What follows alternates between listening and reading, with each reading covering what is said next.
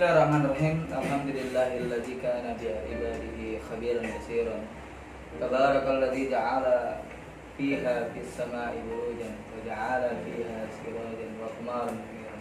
Asyhadu an la ilaha illallah wa asyhadu anna Muhammadan abduhu wa rasuluh. Allahumma shalli wa sallim wa barik ala sayyidina Muhammad wa alihi wa sahbihi ajmain. Amma ba'du.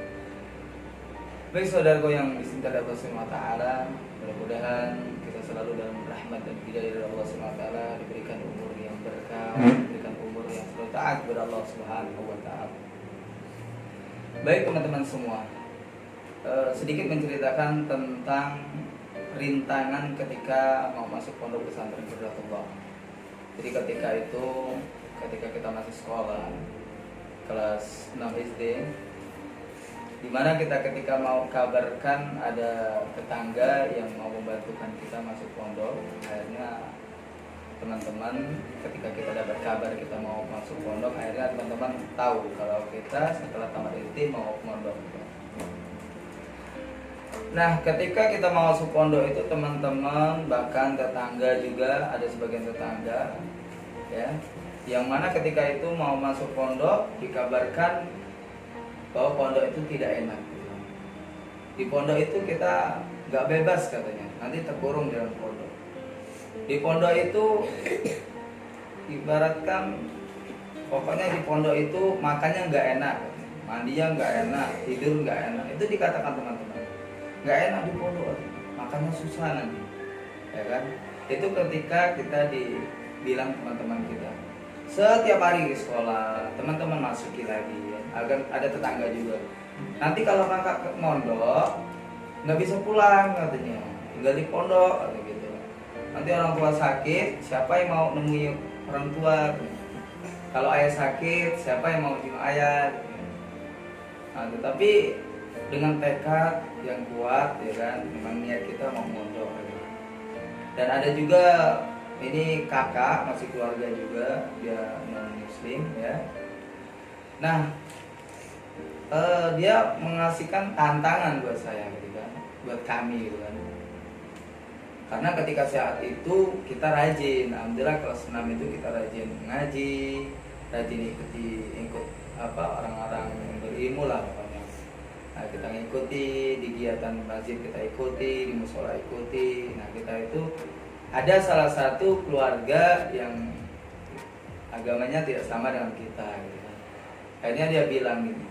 Nah, suatu saat kita di kebun ya kan, lagi buat kebun bersama-sama, kita buat kebun ketika itu istirahat jam siang, makan siang. Nah, jadi kakak ini tadi yang lain agama tadi bertanya dengan saya gitu kan. Karena dia merasa karena kita agama Islam tadi, jadi dia bertanya, katanya, Bismillah itu apa artinya katanya? Gitu. Ya karena kita lugu, karena kita belum paham, ya kan, belum ngerti dulu. Taunya ikut, gitu, ngalur aja, gitu kan. Ketika SD kita nggak tahu apa-apa, orang sholat ikut sholat, gitu kan, ikut ngaji kita ikut ngaji, gitu. Hukum-hukumnya kita nggak tahu, gitu kan. Nah, ketika di saat ditanya apa arti Bismillah, saya terdiam, nggak bisa jawab, gitu kan. Ya karena saya juga nggak tahu kan apa artinya Bismillah ketika masih SD kan. Nah, akhirnya dia bilang, nah ini ya, katanya agama Islam arti Bismillah, dia nggak tahu katanya gitu. Tapi saya tidak putus asa, ya kan. Akhirnya saya tetap semangat, tetap semangat nih mondok. Akhirnya singkat cerita, dia bilang juga kepada kami gitu kan, katanya kamu mondok tidak bakal betah katanya. Palingan setahun, 2 tahun kamu mondok. Kata kakak ini tadi. Cuman dalam hati saya nggak jawab ya kan, karena saya diam, karena saya nggak ngerti apa-apa ya kan. Hanya cuman dalam hati saya berkata, buktikan suatu saat nanti kalau sudah di pondok, buktikan bahkan betah di pondok. Akhirnya dia kata lagi, ketemu besoknya udah dikatai lagi, udahlah mondok, di kebun be, sawah biasa mau kakak katanya. Ini kebun ya kan, katanya ngurus kan. Kita buat sawah. Tapi saya tidak tertarik, tetap fokus mau mondok gitu. Setelah tamat sekolah SD, aku harus mondok gitu kan. Gimana pun caranya mondok kan. Walaupun orang tua nggak mampu gitu kan, orang tua nggak sanggup biaya pondok, aku tetap mondok. Artinya artinya kami harus berjuang sendiri gitu kan. Akhirnya alhamdulillah ada rezeki, ada tetangga yang bantukan kita. Suatu saat ditanya, Umar mau mondok katanya kan. Alhamdulillah, manggilnya tetangga, padahal kan bukan keluarga, tapi alhamdulillah semenjak itu seperti keluarga. Bahkan sekarang saya anggap itu orang tua sendiri gitu. Nah, di saat aku ditawarkan, saya serius katanya. Gimana kalau Kak Umar mondok sambilan kerja khidmat di pondok katanya. Ya, dengar jawaban itu saya jawab langsung, apapun pekerjaan di pondok, baik motong karet, buat sawah ataupun peternak, apapun diperintahkan pondok aku siap kok. Yang penting aku sekolah mondok. Tapi udah tahu di pondok apa, padahal teman-teman udah ngasih udah ngasihkan kita bahwa pondok itu nggak enak gitu kan, bahwa pondok itu nanti susah gitu kan, makan nggak enak, jauh dengan orang tua, nanti kangen dengan orang tua itu kan, nanti pisah dengan orang tua gitu. Tapi tetap mau pondok. Nah, di rintangan itu tetap berjuang, terus semangat, setelah tamat akhirnya saya diantar oleh Allah ke pondok. Hari pertama saya ke pondok, belum ketemu sama almarhum Buya, karena dulu Buya pimpinan, belum ketemu dengan almarhum. Akhirnya lihat pondok, suasana pondok. Dulu masih ada orang satu desa atau satu dusun itu, dulu banyak yang mondok. Akhirnya datang lagi bulan berikutnya, barulah ketemu dengan almarhum. Itu singkat ceritanya. Nah, ini rintangan rintangan sebelum masuk pondok. Nanti kalau cerita mau masuk pondok lagi ada lagi insyaallah. Luar biasa ketika mau masuk pondok, rintangannya luar biasa. Alhamdulillah kita walaupun banyak rintangan, walaupun teman-teman tadi mengejek kita, menakut-nakuti kita gitu kan, bahwa pondok seperti ini, seperti itu, hal-hal yang negatif dibilangin teman-teman. Tapi karena hati ini pingin mondok, apapun yang terjadi di pondok, pokoknya aku tetap mondok. Walaupun gitu kan, walaupun aku bekerja sekalipun mondok. Alhamdulillah, singkat cerita aku diterima almarhum. Nah, diterima almarhum itu yang gak sedikit mungkin tidak bisa saya lupakan ketika di almarhum, ketemu almarhum di saat itu barengan orang tua, ada ibu, ada ibunya tadi, orang tua angkat tadi. Akhirnya ketemu sama Buya di rumahnya, ngobrol-ngobrol. Akhirnya singkat cerita, saya alhamdulillah mondok sampai tamat. Setiap pulang mondok, setahun sekali saya pulang mondok itu. Kakak yang lain agama tadi, alhamdulillah ya kan, karena saya tadi tidak ada niat dendam, tapi saya buktikan alhamdulillah kakak itu sudah tua juga kemarin. Kakak itu ketika saya mondok agama lain ya, pulang setahun pertama saya ke rumahnya, kunjungi, salaman, saya cium tangannya, tidak apa-apa, saya cium tangannya, saliman saya cium, ngobrol-ngobrol seperti biasa. Tahun kedua saya pulang lagi, karena saya pulang setahun sekali di mondok.